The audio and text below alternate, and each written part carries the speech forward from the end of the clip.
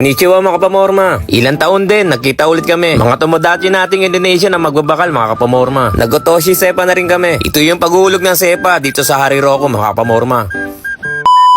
Konnichiwa mga kapamorma. Habang naghihintay nga kami, naibaba ang mga bakal para sa biga. Ag-agero o nagtaas ng materyales. Dito sa Genba ng mga Android mga kapamorma. Nanlibre nga yung kasama naming Hapon. Kailangan daw mag-recharge ng mga Android niya mga kapamorma. Nawawala eh. Nawawala. Laging nawawala siya, no? Gandin. Ha? Pagkatapos nga namin mag-akit ang mga materyales, nagsimiro ng pipes o naglock ng pipes muna kami mga kapamorma.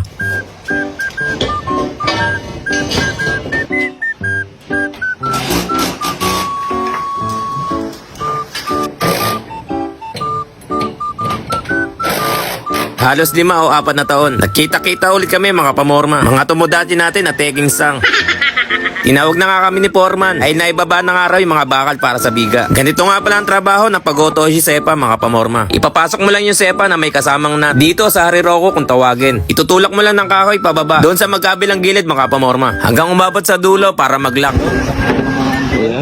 Tinapos na nga lang namin to. Hanggang dito na lang muna mga kapamorma. Maraming salamat sa panonood. Matane. Uwi na tapos naman yung isang araw na hindi nakakapagod.